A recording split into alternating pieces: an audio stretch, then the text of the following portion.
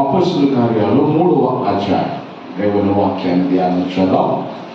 అపొస్తలుల కార్యాలు 3వ అధ్యాయము 3వ వచనం నుండి 9వ వచనం వరకు మనం చదువుకుందాం. 3వ వచనం నుండి 9వ వచనం వరకు మనం చదువుకుందాం. పేతురును యోహానును దేవాలయములో ప్రవేశింపబోనప్పుడు వాడు చూచి భిక్షమడుగగా పేతురును యోహానును వానిని తేరి చూచి మా తట్టు చూడమని వాడు వారి యొద్ద ఏమైనా దొరుకునని కనిపెట్టు వారి యందు లక్ష్యముంచెను. అంతటా పేతురు వెండి బంగారములు నా యొద్ద లేవు గాని నాకు కలిగినది నీకిచ్చుచున్నాను. నజరేయుడైన యేసుక్రీస్తు నామమున నడువమని చెప్పి వాని కుడి చెయ్యి పట్టుకొని లేవనెత్తెను. వెంటనే వాని పాదములను శీలమండలం బలము పొందెను. వాడు దిక్కున లేచి నిలచి నడుచుచు గంతులు వేయుచు దేవుని స్తుతించుచు వారితో కూడా దేవాలయములోనికి వెళ్ళెను. వాడు నడుచుచు దేవుని స్తుతించుట ప్రజలందరూ చూచి హల్లెలూయా చెప్పండి. సంతోషం. దేవుని వాక్యాన్ని మనం ధ్యానం చేద్దాం. శృంగారమును దేవాలయం దగ్గర కూర్చో. శృంగారమును దేవాలయం దగ్గర కుంటువాడు పుట్టినది మొదలుకొని కుంటువాడు. అతడు లోనికి వెళ్ళేవాడిని, బయటకు వచ్చేవాడిని భిక్షాటన చేస్తూ అడుక్కుంటూ ఉండేవాడు. అదే సమయంలో పగలు 3 గంటలకు ఆరాధనకు పేతురు యోహానులు వెళ్తున్నారు. ఎన్నో సార్లుగా ఈ కుంటువాడిని చూశాడు. అతడు ఒకరోజు కాకపోయినా మరొక రోజైనా మందులో ప్రవేశిస్తాడేమని చూశాడు. కానీ అతడు ఫ్రీ మనకి అలవాటు పడిపోయి మందులోనికి ఎప్పుడు వెళ్ళా. మందులోకి లోనికి వెళుతున్నటువంటి వారిని, లోన నుంచి బయటకు వస్తున్న వారిని అడుక్కుంటూ తన జీవనాన్ని కొనసాగిస్తున్నాడు. మందుల లోపల ఏం జరుగుతుందో, ఏ విధమైన వాక్యం చెబుతున్నారు, ఏ విధమైన క్రమం ఉందో అతనికి అవగాహన లేదు. ఎందుకంటే ఎప్పుడు వెళ్ళాల. ఈ ఈశ్వరానికి అలవాటు పడిపోయి, భిక్షాటనకు అలవాటు పడిపోయి అతడు మందులు లోపల ప్రవేశించలేదు, కానీ మందులు వెలుపలనే ఉన్నాడు. వచ్చిన డబ్బును బట్టి సంతోషించడం, వచ్చిన డబ్బును బట్టి రకరకాల అలవాట్లు చేసుకోవటం, వచ్చిన ధనాన్ని బట్టి తన కుటుంబానికి లబ్ధి కలగటం, వచ్చిన ధనాన్ని బట్టి అందరూ పోషించబడటం జరుగుతారు. ఇతడు ఎప్పుడు చూసిన బాహ్య సంబంధమైన స్థితికి అలవాటు పడిపోయాడు. బాహ్య సంబంధమైన దాని మీద మనసు పెట్టాడు. దేవుని మందులో ఏం జరుగుతుందో ఎప్పుడో ఆలోచించాలి. అయితే పగలు 3 గంటలకు మందిరానికి వెళుతున్నప్పుడు పేతురు యోహానులు అతను చూసి మా తట్టు నువ్వు చూడు అని అన్నారు. మనోడు కంటి చూపు చూస్తున్నాడు, నోరు ఆవలించు. అట్లా చూస్తూ ఉన్నాడు. చూస్తూ ఉంటే ఇతను ఎప్పుడు బాహ్య సంబంధమైన మనసుతో ఉన్నాడు కాబట్టి బాహ్య సంబంధమైన దాని కొరకు ప్రాకులాడుతున్నారు, పెడితే పని తప్పిస్తున్నాడు. అది నాకు ఇస్తారు, ఏదో ఇవ్వబోతున్నారు అన్న ఉద్దేశంతో ఉన్నాడు. అయితే బైబిల్ చెప్తోంది, బైబిల్ సాధిస్తుంది, నీకు బాహ్య సంబంధమైన రావాలన్నా, కలగాలన్నా, సమస్త విషయాలలో నువ్వు ఆశీర్వాదకరంగా మారాలన్నా నేను ఒకటి చేయాలి, అతడు కూడా ఒకటి చేయాలి. మందుల దగ్గరికి వెళ్ళే వ్యక్తి ఒకటి చేయాలి. బాహ్య సంబంధమైన దాని మీద మనసు పెట్టొద్దు. ముందు మరి ఏం చేయాలి అని అంటే బైబిల్ సాధిస్తుంది. మత్తయి సువార్త 6వ అధ్యాయం 33 వచనంలో మనం చదువుకుంటే బైబిల్ సెలవిస్తుంది. చదువుదాం. మత్తయి సువార్త 6వ అధ్యాయం 33వ వచనం. కాబట్టి మీరు ఆయన రాజ్యమును నీతిని మొదట వెదుకుడి, అప్పుడు అవన్నీ మీకు అనుగ్రహింపబడును. స్తోత్రం చెప్పండి. అద్భుతమైన విషయం. ఇతడు బాహ్య సంబంధమైన దాని మీద మనసు పెట్టాడు. దైవ సేవకులు మాట్లాడుతూ చూడమంటే ఇంకా ఏదో లబ్ధి నాకు జరగబోతా ఉంది, మేలు జరగబోతుంది, నేను అడుగు వాటికంటే ఊహించు వాటికంటే ఏదో చేయబోతున్నానని అట్లా చూస్తూ ఉన్నాడు గుడ్లాపేక్షకు. అయితే వాళ్ళన్నారు, నువ్వు ఆశిస్తున్నట్టు ఊహిస్తున్నట్టుగా వెండి లేదు, బంగారు లేదు. స్తోత్రం చెప్పండి. దేవుని బిడ్డలారా, బాహ్య సంబంధమైన దాని మీద మనసు పెట్టవద్దు. యోహాను గాయకుడు రాశాడు, ప్రియుడా నీ ఆత్మ వర్ధిల్లుచున్న ప్రకారం నువ్వు అన్ని విషయాల్లో సౌఖ్యంగా ఉండాలి. ఆత్మ సంబంధాలను కట్టబడితే అన్ని నీకు లభిస్తాయి. అబ్రహామును కూర్చి తన ఇంటి ఎలియజరు పెద్ద దోషుడైన ఎలియజరు మాట చెప్తాడు, నా యజమానుడైన అబ్రహామును దేవుడు అన్ని విషయాలలో ఆశీర్వదించాడు, అన్ని విషయాలలో గొప్పవాడిని చేశాడని ఎలియజరు సాక్ష్యం ఇస్తాడు. దేవుడు మొదటైన రాజ్యాన్ని నీతిని వెతికితే నీకు ఏం కావాలో అవన్నీ సమకూర్చేది దేవుడు. స్తోత్రం చెప్పండి. వాక్యంలో మత్తయి సువార్త 6వ అధ్యాయము 32వ వచనంలో రాయబడింది. ఆ మాట కూడా చదువుకుందాం. ఇవన్నీ మీకు కావాలని మీ పరలోకపు తండ్రికి తెలియను. స్తోత్రం చెప్పండి. ఇవన్నీ మీకు కావాలని మీ పరలోకపు తండ్రికి తెలుసు. కాబట్టి బాహ్య సంబంధమైన దాని మీద మీరు మనసు పెట్టవద్దు. మీకేం కావాలో అది దేవునికి తెలుసు. సమకూర్చువాడాయన, సమస్తమును చూచుకున్నవాడాయన. మొదట ఆయన రాజ్యాన్ని నీతిని వెలుగుతాడు. అట్లా వెలిగితే ఆత్మ సంబంధమైన దాని వరకు పరితపిస్తే శారీర సంబంధమైన ప్రతిదీనికి ఇవ్వగలిగిన వాడాయి. నీ ప్రతి పరిస్థితిని సరిచేయగలిగిన వాడాయి. ఆత్మ సంబంధమైన దాని వరకు పరితపించాలి. కానీ మనడు బాహ్య సంబంధమైన దాని వరకు పరితపిస్తున్నాడు.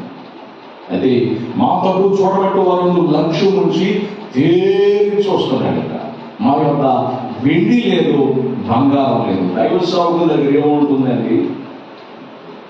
నా దగ్గర వెండి లేదు, బంగారం లేదు, కానీ ఒకటి మేము కలిగి ఉన్నాం. పేతురు యోహాను చెబుతున్నాం, ఒకటి మేము కలిగి ఉన్నాం. ఆ కలిగింది ఏంటంటే నజరేయుడు యేసు. అందుకే వాక్యంలో రాబడిన అపొస్తలుల కార్యాలు 4వ అధ్యాయము 11వ వచనంలో మనం చదువుకుంటే, అపొస్తలుల కార్యాలు 4వ అధ్యాయం 13వ వచనంలో మనం చదువుకుంటే బైబిల్ సెలవిస్తుంది, వారు పేతురు యోహానుల ధైర్యము చూచినప్పుడు వారు విద్యలేని పాములని గ్రహించి ఆశ్చర్యపడి వారు యేసుతో కూడా ఉండిన వారిని గుర్తెరిగా. స్తోత్రం చెప్పండి. వెండి బంగారాలు లేవయ్యా. కుంటోడితో మాట్లాడుతున్నాను, భిక్షాటం చేసే వ్యక్తితో చెప్తున్నాను, వెండి బంగారాలు మా దగ్గర లేదు, ఒకటి మేము కలుగున్నాం. ఒక సాక్ష్యం ఇస్తున్న పేతురు అతను కూర్చి, ఇదిగో మేము యేసుతో ఉన్నామా, ఒక సాక్ష్యం ఇస్తున్నాం, వారు యేసుతో ఉన్నాం. ఇక్కడ చూస్తున్నాడండి, వేడలో ఏదో ప్రత్యేకత కనబడుతుంది. అందుకే నూనె ఇచ్చుకుని గుడ్లాపగించుకుని చూస్తాడు, గుడ్లాపగించుకుని చూస్తూ ఉన్నాడు. అందరూ తేడా ఉన్నారు, వీళ్ళు ఏదో వ్యత్యాసంగా కనిపిస్తున్నారు.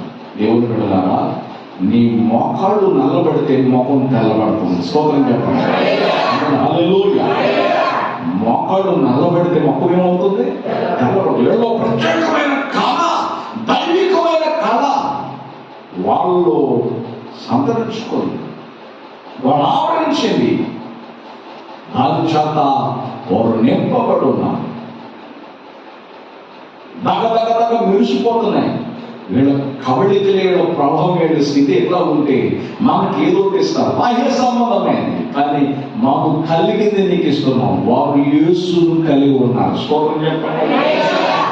యేసుని కలిగి ఉన్నారు. యేసు నామమున లేచి నడువని చేయి పట్టుకుని లే అని చెప్పగానే బైబిల్ సాధిస్తుంది, వాడు లేచి నిలచి గంతులు వేయచ్చు దేవుని మందిరంలో స్తుతిస్తూ దేవుని మందిరంలో వారుతూ వెళ్ళాడట. స్తోత్రం చెప్పాలి. హల్లెలూయా.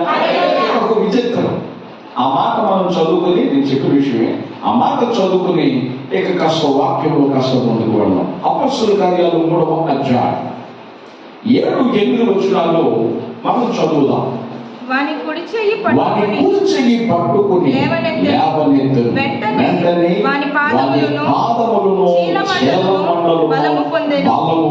వాడు దిక్కున లేచి నిలచి నడుచుచు గంతులు వేయుచు దేవుని స్తుతించుచు వారితో కూడా దేవాలయంలోనికి వెళ్ళాను. స్తోత్రం చెప్పండి.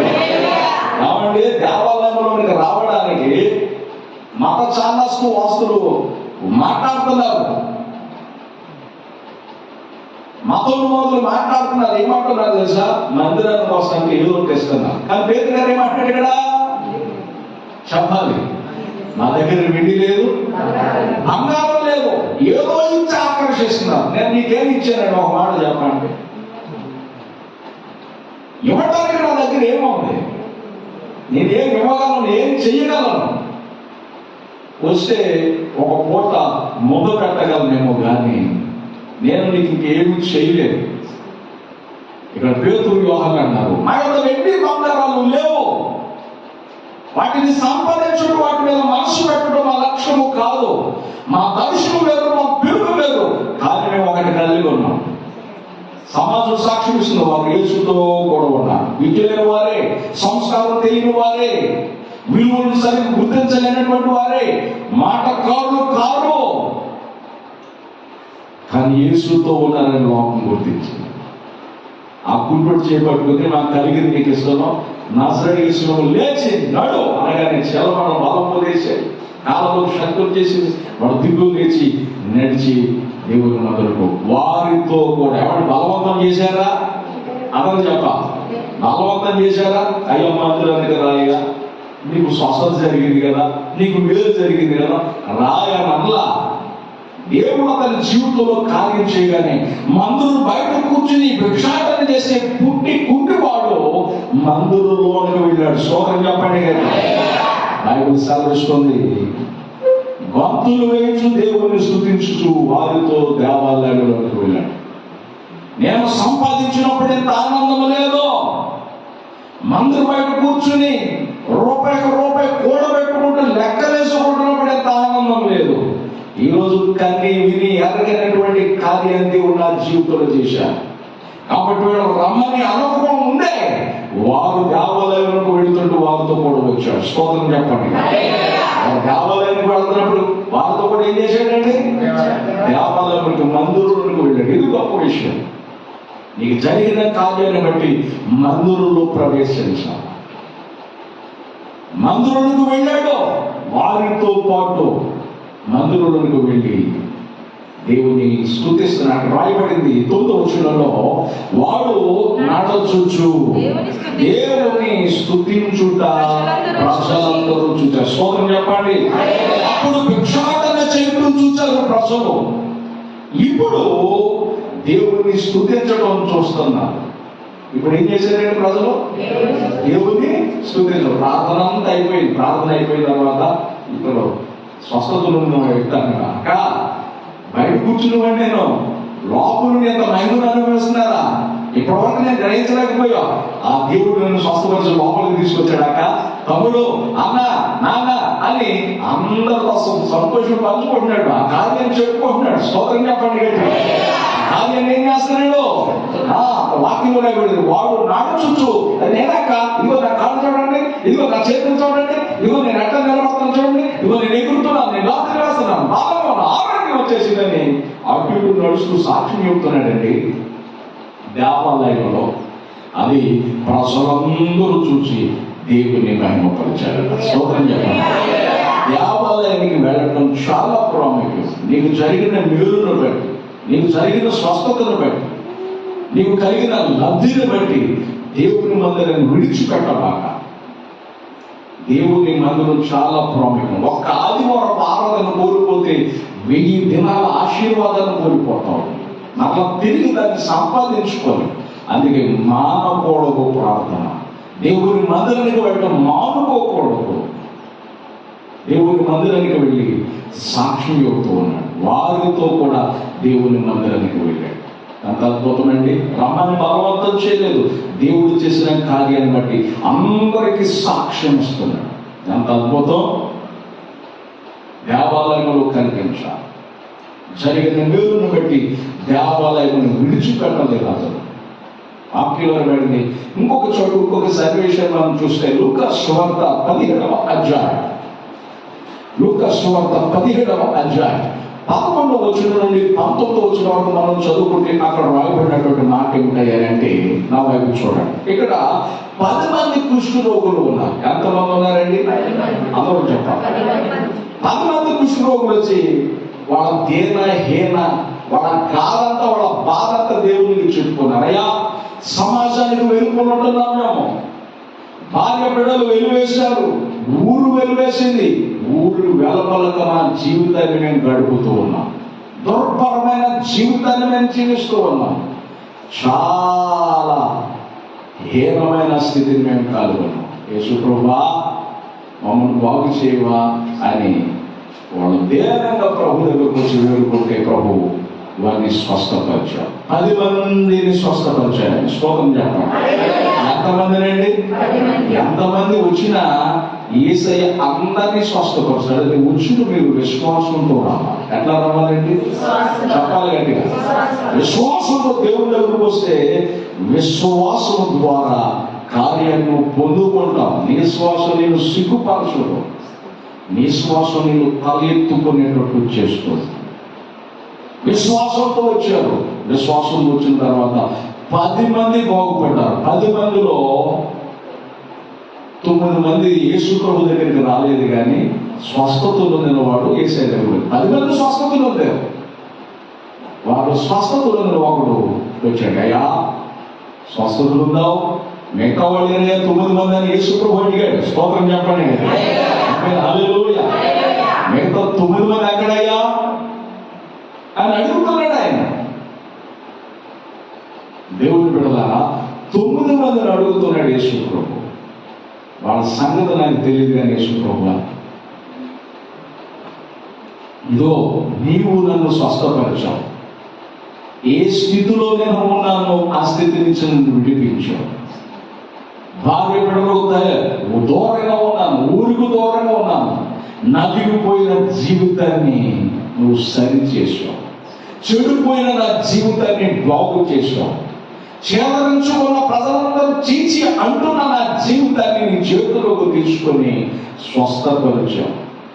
కనుక ఆ కృతజ్ఞతతో నేను వచ్చానయ్యా, నేను మహిమపరుస్తున్నానయ్యా.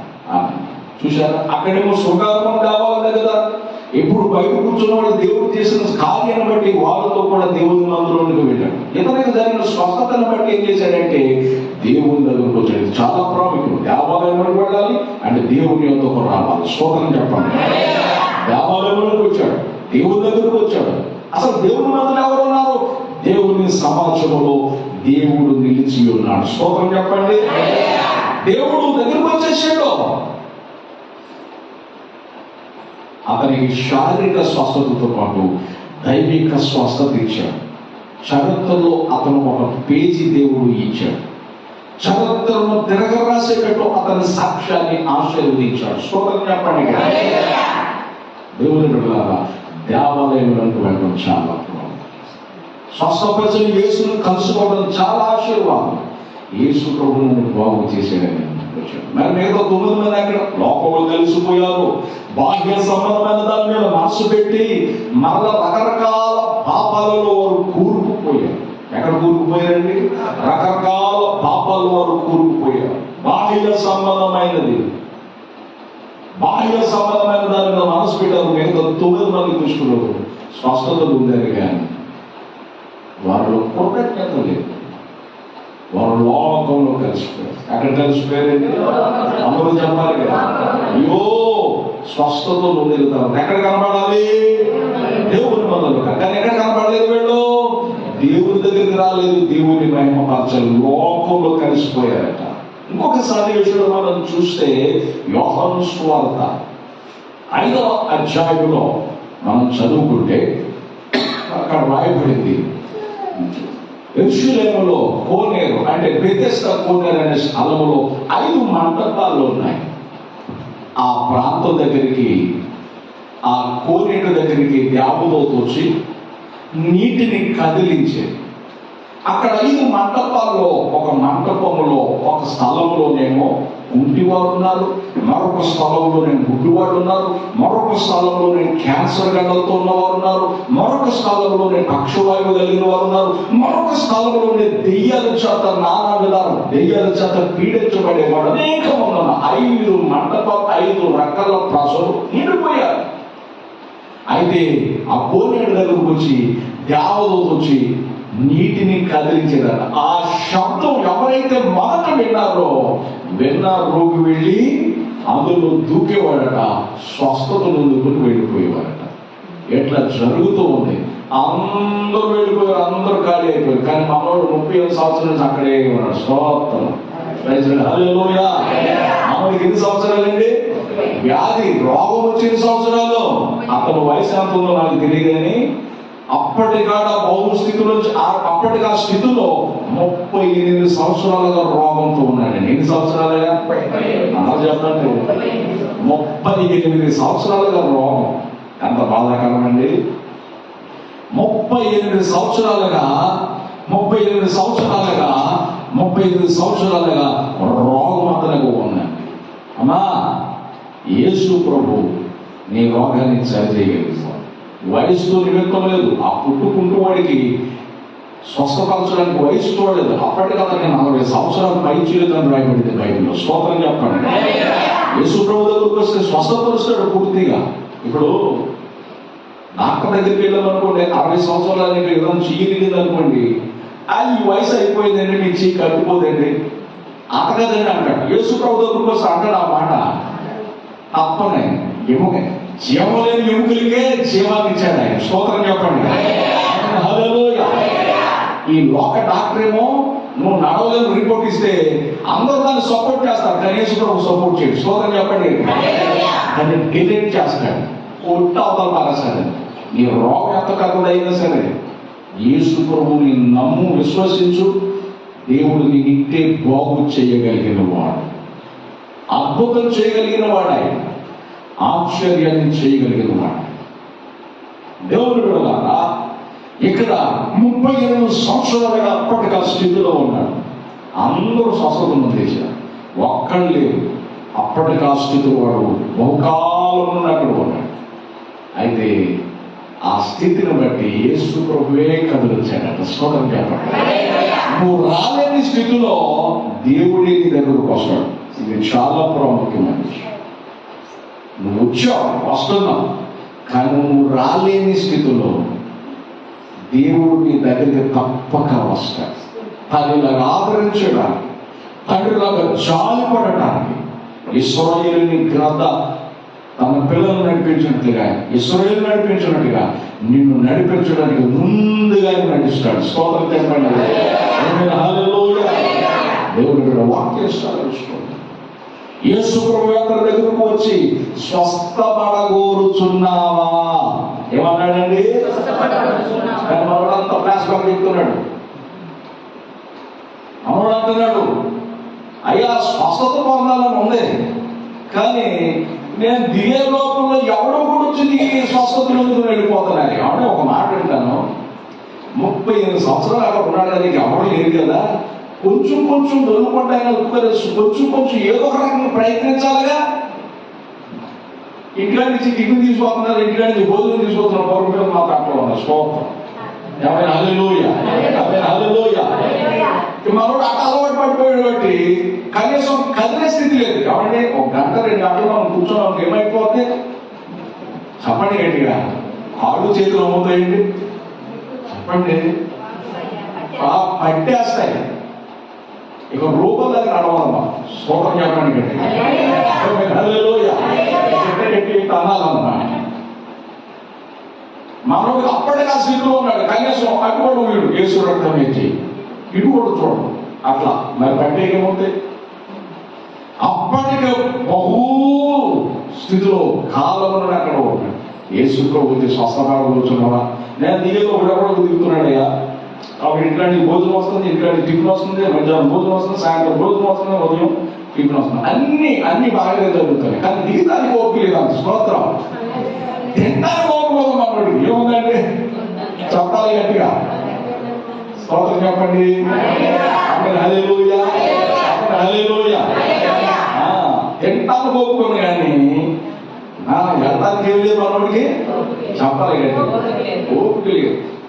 నేను చాలా మంది చూస్తున్నాను, దేవుడి మందిరానికి రాక తల్లిగారు అని అడిగితే ఆమె ఏమంటుందంటే, కాళ్ళు సరిగా పనిచేయట్లేదయ్యా ఆమె. నిన్న దినాన్న చూస్తే సోమవారం పొద్దున్నే కుటుంబం వెళ్ళిపోతుంది అక్కడ గుడికి కుటుంబం వెళ్ళిపోతుంది. ఎలా చూసి తలదించుకుంటుంది, ఎట్లా పెట్టుకుంటుంది. జీవకర దేవుడి దగ్గర రావడానికి ఏమో కాళ్ళు ఉండవు, అక్కడికి వెళ్ళడానికి ఏమో పడుదోపులు పెట్టి వెళ్తున్నాం. ఏం జరిగింది? ఏం వాళ్ళు స్తోత్రం చెప్పండి, హల్లెలూయా. వాళ్ళకి ఉన్న ఆధ్యాత్మికత మంచిదే, కానీ బుద్ధితనంతో వెళతాం. కానీ మనమైతే సరైన గమ్యాన్ని ఎంచుకున్నాం. స్తోత్రం చెప్పండి, హల్లెలూయా. మనం చూసే మాట చక్కగా మెలిగేది. మనం సరైన నిరీక్షణ కలిగి ఉన్నాం, సరైన గురిలో మనం నడుస్తూ ఉన్నాం. వాళ్ళ గురి లేదు. ఆధ్యాత్మికత ఆత్మ మంచిదే, కానీ సరైనది కాదు. కాబట్టి చెడిపోయింది. అది మనైతే జీవము గల దేవుడిని మనం ఆరాధిస్తున్నాం. స్తోత్రం చెప్పండి, ఆమేన్ హల్లెలూయా ఆమేన్. స్తోత్రం చెప్పండి గట్టిగా. మీరు ఆలోచించండి, అప్పటికా స్థితిలో అక్కడ ఉంటే యేసు ప్రభువు స్వస్థపరిచాడు. లేచిన 40 నీ పరుపు ఎత్తుకోగా స్వస్థత ప్రదేశి వెళ్ళిపోయాడు. అప్పుడు ఆ మాట చదువుతాం, యోహాను సువార్త 5వ అధ్యాయం.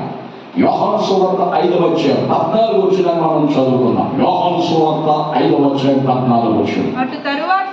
అటు తరువాత యేసు దేవాలయములో వానిని చూచి, స్తోత్రం చెప్పండి, స్వస్థత పొందినవాడు ఎక్కడ కనబడ్డాడు? అతను చెప్పాలా? దేవాలయంలో కనబడ్డాడు. దేవాలయంలో వాడిని చూశాడంటే యేసయ్య. యేసు ప్రభు బలవంతం చేశాడా? చెప్పాలి గట్టిగా. యేసు ప్రభు చేసిన కార్యాన్ని బట్టి ఎక్కడ కనబడ్డాడు వాడు? దేవాలయంలో. స్తోత్రం చెప్పండి. ఏమంటే దేవుడి పట్ల ఆశ కలిగింది, అత్యాశ కలిగింది, ఆసక్తి కలిగిన వాళ్ళు గంపేసి గమ్మేసిన ఆగరు, గంపేసి గమ్మేసిన ఆగరు, ఆగలేరు, తాగలేరు, పరిగెత్తుకుని వచ్చేస్తారు. అంటే బైబిల్ సెలవిస్తుంది, వాడు దేవాలయములో యేసు వారిని చూచి, ఇదిగో స్వస్థత నొందితివి. ఏ పొందావు నువ్వు? అందరూ చెప్పాలా? నీవు స్వస్థత నొందావు. మరి ఎక్కువ కీడు నీకు కలగకుండునట్లు ఇకను పాపము చేయకుమని చెప్పగా. స్తోత్రం చెప్పండి. మందిరానికి ఎందుకు రావాలి పాస్టర్ గారు అని అంటే, మందిరానికి వస్తే నీ జీవితం మార్చబడుతుంది. మందిరంలో పాపం చేసేదానికి అవకాశము, నీ జీవితం చెడిపోవడానికి అవకాశము ఉండదు మందిరంలోకి వస్తే. కానీ మందిరానికి రాకపోతే నువ్వు భ్రష్టుడు అయిపోతావు. స్తోత్రం చెప్పండి. నువ్వు ఎక్కడికైనా పో, కానీ మందిరం వదిలిపెట్ట. ఏం చేయవద్దు? అమ్మకు చెప్పాలి. నువ్వు ఎక్కడికైనా పో, ఎక్కడికైనా మందిరానికి పో, కానీ మందిరాన్ని విడిచిపెట్టాలి. మందిరాన్ని విడిచిపెడితే భ్రష్టుడు అయిపోతావు. ప్రభు అన్నాడు, మరి ఎక్కువ కీడు కలవకుండునట్లు. మరి ఎక్కువ కీడు. ఇక్కడ పాపము దేవుని వాక్యము చెయ్యనీయదు. స్తోత్రం చెప్పండి. పాపిగా వచ్చిన వ్యక్తి పరిశుద్ధుడిగా తీర్చిదిద్దబడతాడు. తాగుబోతుగా వచ్చిన వ్యక్తి త్రాగడం మానేస్తాడు. అది దేవుని వాక్కున్నటువంటి శక్తి. మరీ ఎక్కువ కీడుని కలపడానికి పాపం చేయదు, అందరూ పాపం చేయొద్దని బోధించబడతారు. స్తోత్రం చెప్పండి. ఎందుకో తెలుసా? పాపం పాములని పగబట్టిందంటే కాటేస్తుంది. పగబట్టిందంటే ఏం చేస్తుంది? చచ్చేదాకా వదిలిపెట్టు, కాటేస్తుంది. ఒక స్త్రీ ఒక తల్లి గురించి నేను విన్నాను, చదువును కూడా సాక్ష్యం. చాలా అందగత్త చెయ్యేస్తే మాసిపోయేంత ఆమె అంత రంగు. నాకు చనిపోయాడు. పిల్లలు ముగ్గురు చిన్నవాడు. ఒకడేమో అప్పుడే నడుస్తూ ఉన్నాడు, వాడిగట్టు కొంచెం వాడిగట్టు కొంచెం ఇట్లా సంవత్సరంలో పిల్లలే. భర్త చనిపోయాడు జోడు చేసి. ఆమె ఆ పనికి ఈ పనికి వెళ్ళాలంటే ఆమె అడుగుతున్నారట, ప్రేరేపిస్తున్నారట, నువ్వు ఎట్లా చేస్తే నీకు అనిపించి వస్తావు అని అందరూ ప్రేరేపిస్తున్నారు. ఎక్కడ చూసి ఎట్లా తెచ్చారని చెప్పేసి సమాజం అంతా తలదించుకుని వెళ్ళలేకపోతుంది. బ్రతకవలసిన బ్రతకంట అప్పు తెచ్చుకుని కాస్త కాలం గడుపుతూ వచ్చారు. ఇక అప్పులు ఊరుకోరుగా, ఈ అప్పులు ఎక్కువైపోయినాయి, తెప్పలు ఎక్కువైపోయినాయి, నా పరిస్థితి ఏమిటో ఆలోచన చేస్తుంటే ఇట్లా పక్కన ఒక ఆయన కలిసి నీకు ఒక వృత్తి చెప్తాను, చేస్తావా అన్నాడు. అయ్యా బ్రతికదైతే నేను చేస్తానయ్యా, ముందు రోకం ఉంటుంది, తర్వాత దిగితే నీకు అర్థం రెడ్ లైట్ ఏరియా వేసాడు. ఎట్లా చేయి, నువ్వు బ్రతుకు, నీ బిడ్డను పోషించుకొని అంటే ఆమె అలవాటు పడి ఆమె ఆ జీవితాన్ని కొనసాగించి ఒకరోజు దైవజనుడు ఆ ప్రకటికి మీటింగ్ పెడితే ఆ మీటింగ్ లో వాక్యం చెబుతున్నాడట. అమ్మా, ఈ పాపం నిన్ను పట్టుకుంటుంది, పాపం బాగానే ఉంటుంది, డబ్బునిస్తుంది, కానీ నిత్య జీవనివ్వలేదు. నీ పాపం నీతోనే పోదు, నీ బిడ్డలను పట్టుకుంటుందని దైవజనుడు చెప్తుంటే అక్కడ నా పడుకు చెప్తున్నాడని ఇంట్లో బయటకు వచ్చి మాస్టర్ గారు నా గురించి ఎవరు చెప్పారని అడిగింది. ఎవరు చెప్పలేదు, మనం ఎవరో ఏంటంటే తన జీవితం ఎట్లా మొత్తం చెప్పుకోవచ్చు.